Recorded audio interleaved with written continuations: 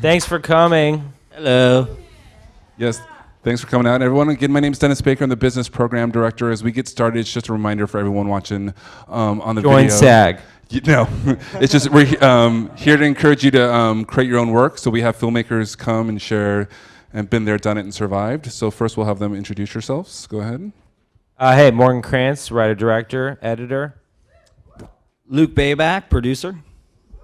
Yep. Also, he was a teacher too in the. I was the teacher in the movie. Nice. So it takes a cast and crew and an army to make a film happen, and we have some in the audience. So you want to give? Yeah, we have three incredibly important people. Danielle Watts.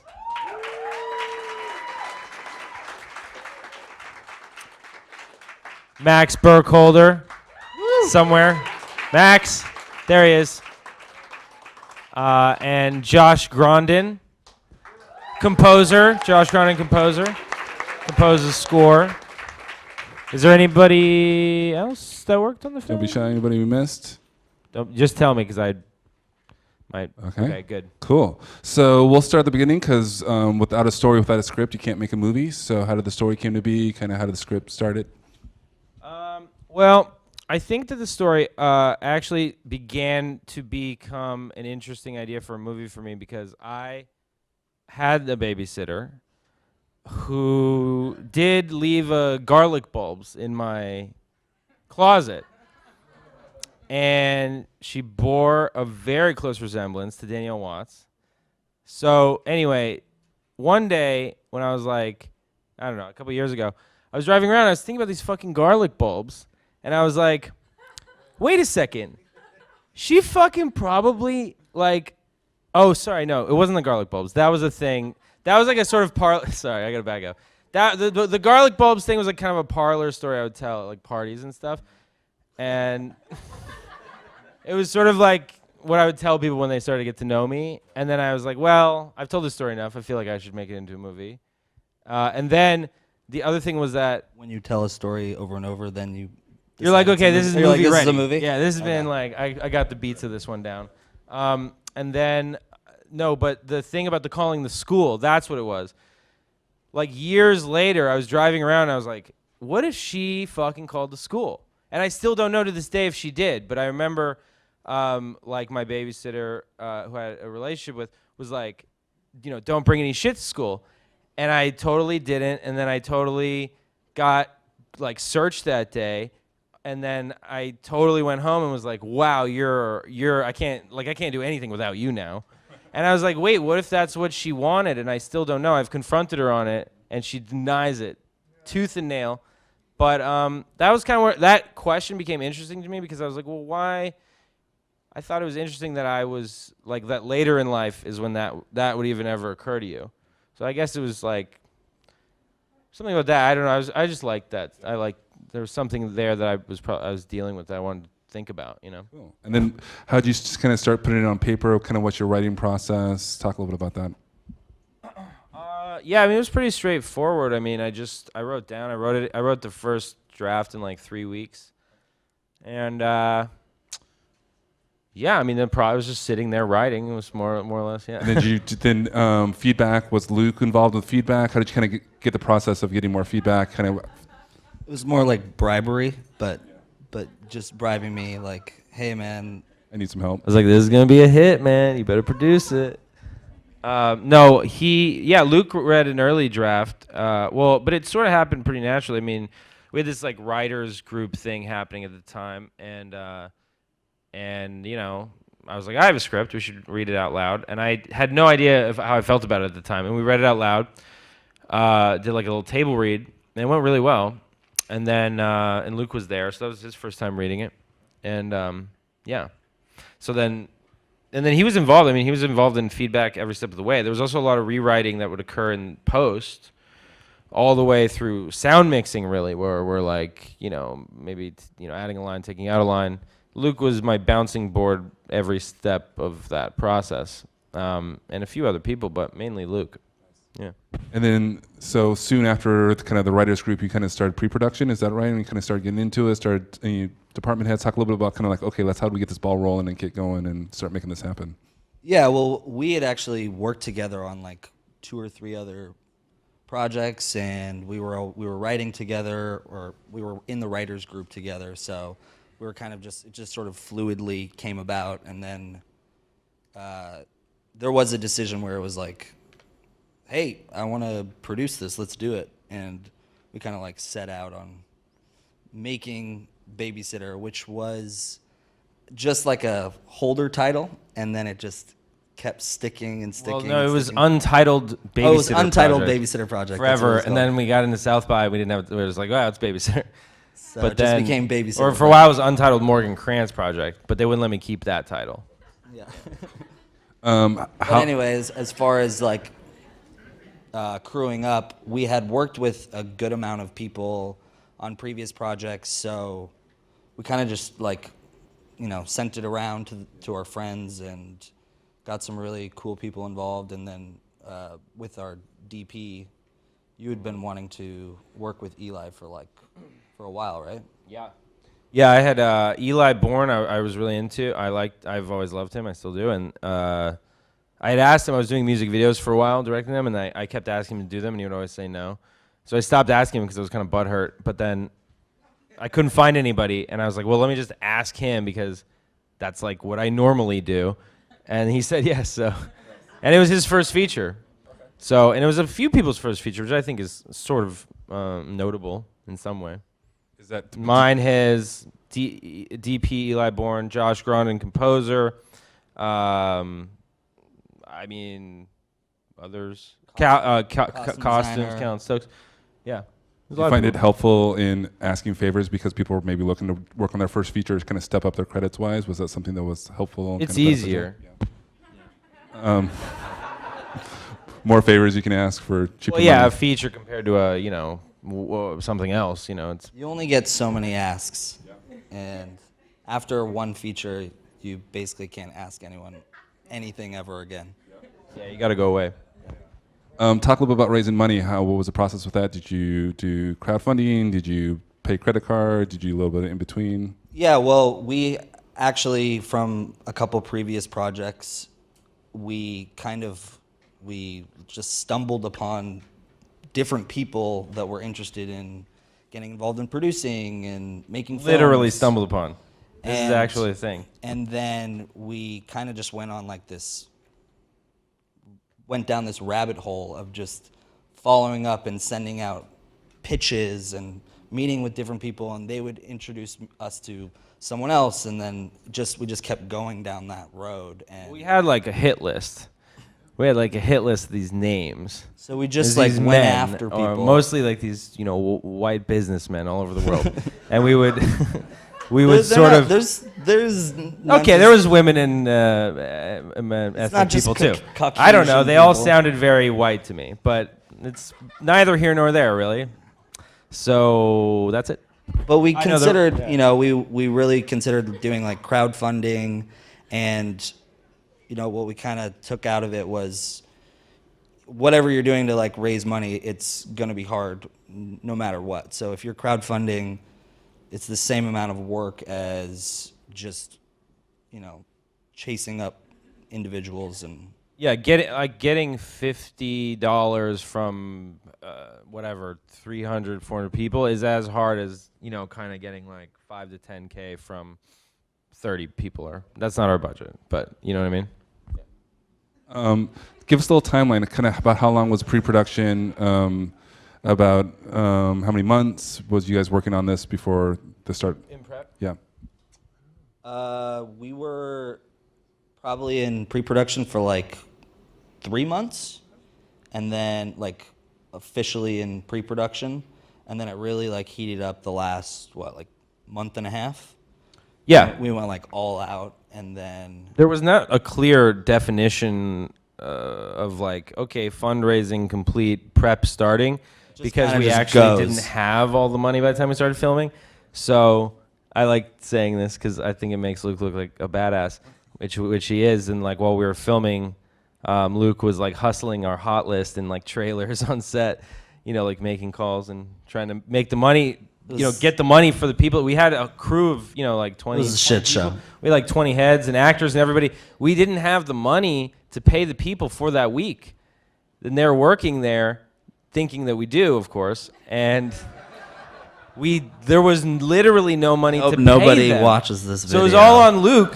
Poor, but it was all on him. And I would walk into the trailer. I mean, luckily I got to just go have fun with the actors and stuff.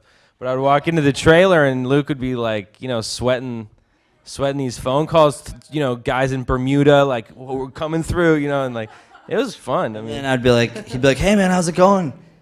And I'd be like, just shake my head. And I'm like, what's up with you? And he's like, it's amazing. I'm on cloud 9. I'm living. This is my dream. I was in a dream. He was in a nightmare. And that's like the relationship between a director That's essentially and our a producer. dynamic.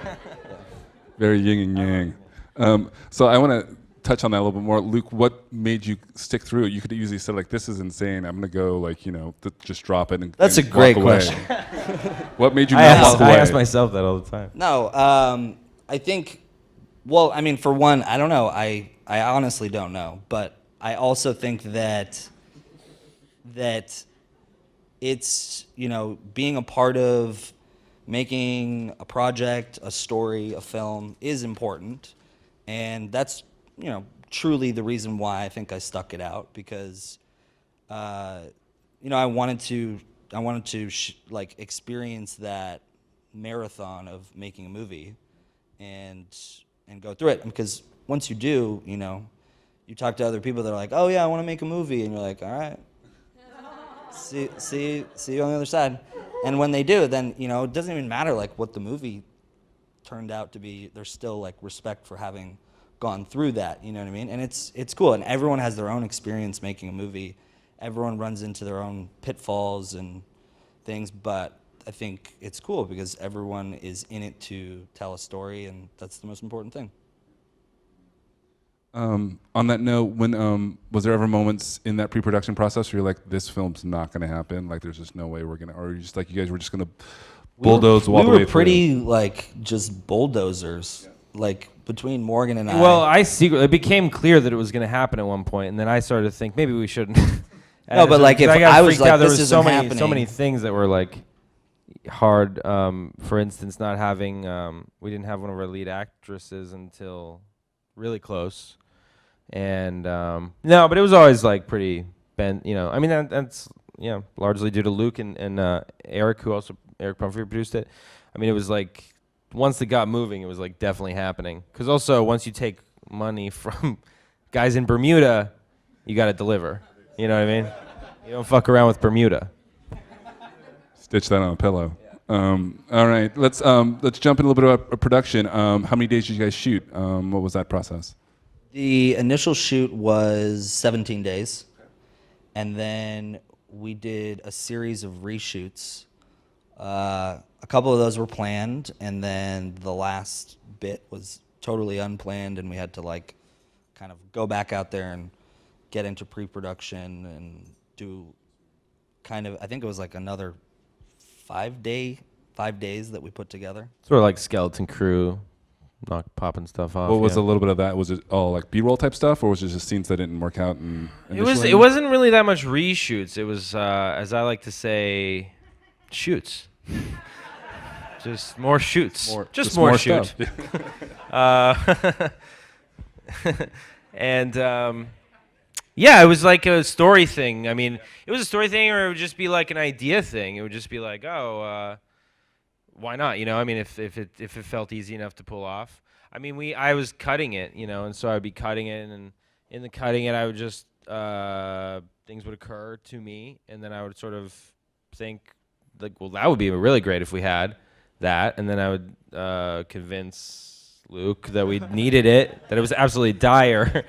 But a lot of it was dire. I mean, it was. To me, it felt very dire at the time. I was like, we have to have the scene where but do you have an example of a specific scene where like we have to go back and do this one just since we've seen it? Well, I think there's a number of them. The bathtub scene was one, like with Haley in the bathtub, where she's like confessing her guilt for seeing her children as money. That felt very important to me because what started to emerge thematically for me as I started to understand it was definitely something that I still don't quite know how to articulate, but something about the intersection of love and money, relationships and money. obviously economics affect all of our lives. Nobody really wants to talk about it, but it's there. And interpersonal relationships and the way money affects those was very interesting to me. And so I thought, well, the most sacred relationship there is, of course, is a mother and a child, and what happens when money corrupts that, And it's also very sort of specific to LA problem in a way, thing that, because it's a company town, so everybody's higher or low. There's like this hierarchy. These are things that it's kind of gross to talk about, but it's that's what started to emerge, and so that scene was like very vital to me. There was a bunch of others, a bunch of little fun stuff. The sex between them too, that became vital. I don't know, like the first time around shooting, we of course had the sex at the end, but the first time shooting, I don't know, I was a little shy about making Danielle and Max do it, and then I was just like, and then I had the confidence of having a cut to be like, no, you guys gotta do it. But yeah, so there's a bunch of stuff that we added in. Yeah. Talk a little about sets. Where did you guys shoot? What locations did you guys use? What places? Yeah, we shot all over Los Angeles. We shot in, like some of the locations were friends of ours. Some of the locations was just going around and trying to sweet talk people into letting us shoot there. And yeah, I mean, we shot in Sun Valley, we shot in Los Feliz, we shot in Atwater a bunch. Beeman Park, that was an important location too. That was where all the park stuff is. That's where I had my first birthday. And also, once had sex with my babysitter there. So we had to do that one. Yeah. It was just kidding. Talk a little bit about behind the scenes shots. Any shots that were difficult to shoot? Dogs having to stop bark for 5 minutes. Anything that were like unplanned, where you had to readjust something based on any, like you had a plan of how to shoot something? I mean, our ending, we made this mistake of like twice. I think we made this mistake where it was like, we're gonna shoot it at golden hour, which is like, you really gotta, if you're a director, you probably know, you have to really put your antennas up for like when somebody says that, because that shit gets away from you. It's usually at the end of the day, and then golden hour is like a pretty small window, and you really have to have your shit together to get all this, however many shots you want in that time. So the first time we just kind of, we pretended like it was okay. We just kept shooting into the night, and then I was like, no, this is it's gonna cut. And somebody was like, it's like 007, and they do like a transition of night during a scene. I was like, exactly, it's like 007. This is totally fine. And then of course, it was ridiculous. And then meanwhile, I'm dying, literally dying. Yeah. Meanwhile, he's dead. Yeah.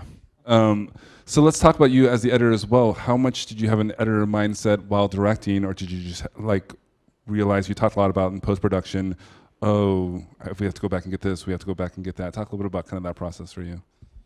I think once you have like kind of edited or have an editorial like sensibility, you can't like get rid of it. So I would shoot a lot. I would be aware of it a lot because, for one thing, I would keep the cameras rolling for really long takes, which was like hellish. I never even stopped to consider for my DP because it was like handheld. It was at Alexa, but he never complained once. And I would keep it rolling because somebody told me that going in. They were like, don't ever stop rolling, because when you stop rolling, everybody wants to fidget with the makeup and the lights, and then it adds more time, and you don't have enough time.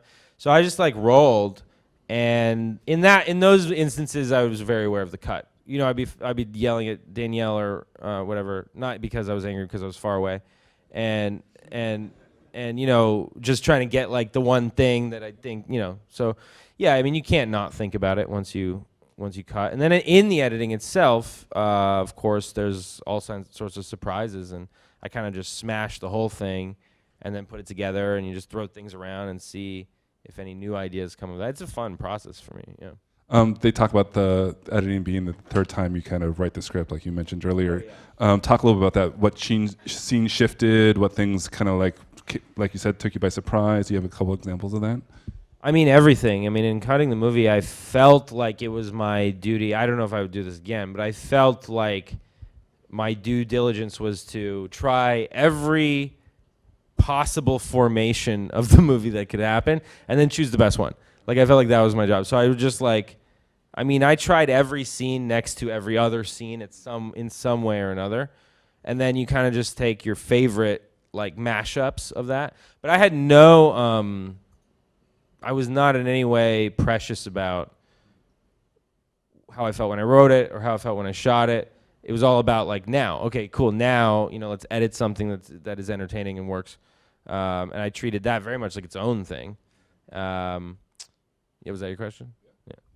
Talk a little bit about the post process. Who'd you guys use to do coloring?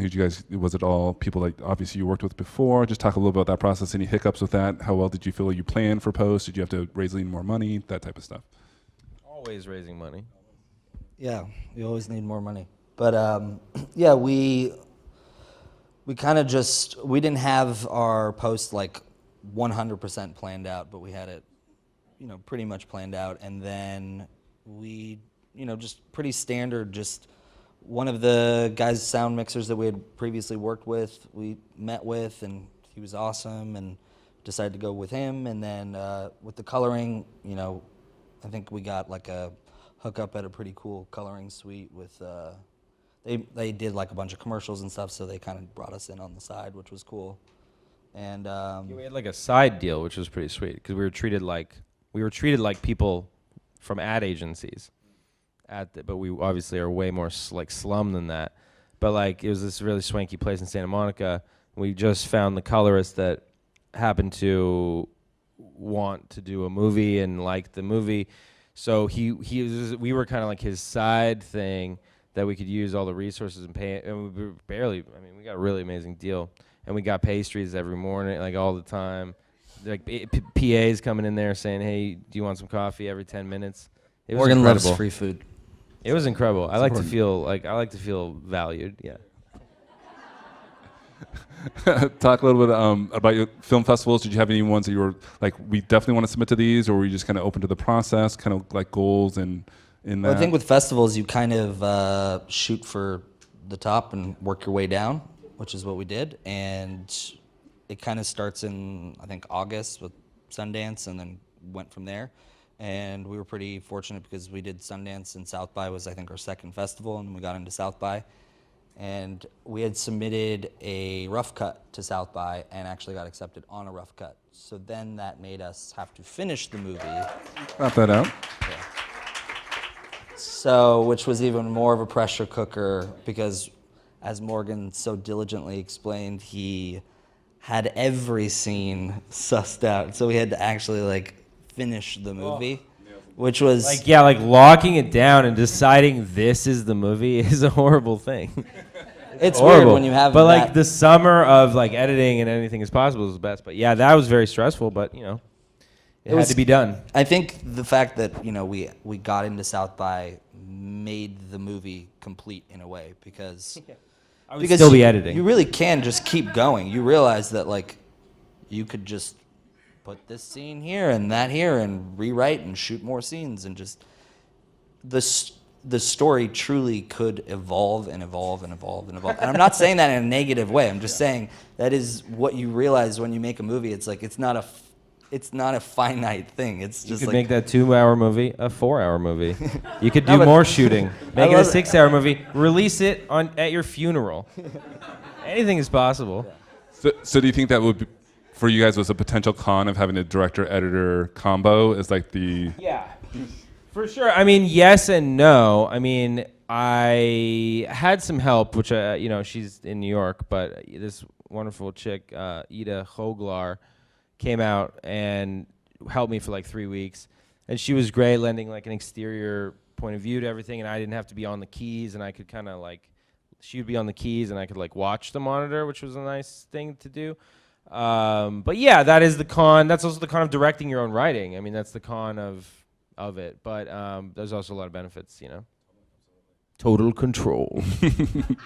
Talk a little bit about then Your experience after it's been the festivals, your experience with the festivals, we talked a little bit about audience reaction, kind of talk about that as a director and producers. Would you experience them once it was in front of an audience that were surprises or things you're like, yes, this is what we were going for tone-wise or theme-wise? Kind of was that experience for you guys? Yeah, I mean, one thing that's been interesting is like when, like it wasn't until after South by when we were at Deauville Festival in France that I actually felt like something about being overseas, showing it to this completely French audience, 6-7 months after, you know, looking at it really. And I felt like that was the first time I really saw the movie, and I was very surprised about a lot of things about it. Like, for one, the tone was. I mean, I think it has its comedic moments, but it's like in my mind, it was like a comedy. I remember even directing the actors all the time, like super funny guys, like this is super funny, and they'd be like, "What the fuck are you talking about? Like this is not funny."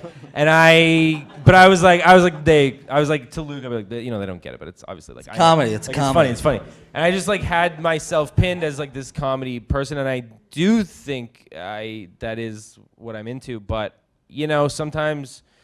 You make this is like what I felt like it wanted to be. I felt like I did a good job of just following what it wanted to be.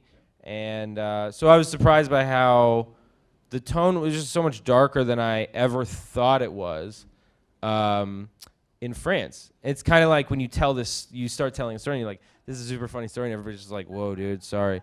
And you're like, oh no, I thought it was really funny, which actually happens to me a lot. So it makes sense that this film was that. But it was interesting to get that objective thing, and also with French people watching your film, you get like a whole new perspective of this is what French people think of it, and Not funny. Yeah. Nice. We like to wrap up with kind of the golden nugget question. Since you've been through this process, what would advice you would give to someone who's looking to start their first feature film as a writer, director, producer? What were some things that you learned? Like, remember this. If you don't remember anything I've said tonight, remember this. Why don't you start, Luke? Please.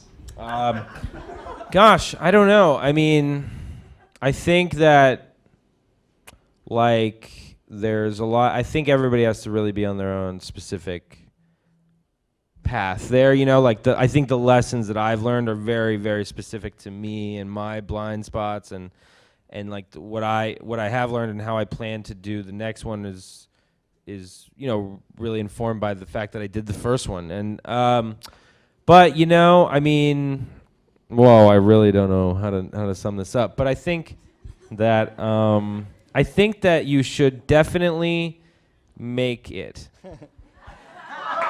Make that movie. Just do it. No, I mean, I was gonna say similarly, no matter what, just make the first movie. Just do it. Don't give up. No matter what. And okay, well now I'm gonna be devil's advocate now, because make it, but also, you know, make it good and try to like put as much thought into it. I mean, the issue with making films is that it takes so much money and resources and people and shit. It's not, so it's like for you to develop an eye and a sense for how to properly mount a film to begin with. You know, I think you just have to go through the cycle a few times until you start to maybe get the hang of like what it, you know, when you're writing a script, like you know, I feel like now I have a better sense if I was to look at a script to think, okay, well, problem, you know what I mean? And I know that because I've been through it a couple times. There's so much more to go, and I don't know if that process ever stops, but it's like do as much as you can to try to shorten the gap between like what you see and what it is going to be. The gap will still be there for sure on a first film, I think, unless you're, I don't know, somebody else. But yeah, I mean, does that make sense? I think that, yeah. Totally makes sense, yeah. Let's give him a hand and say thank you for coming out.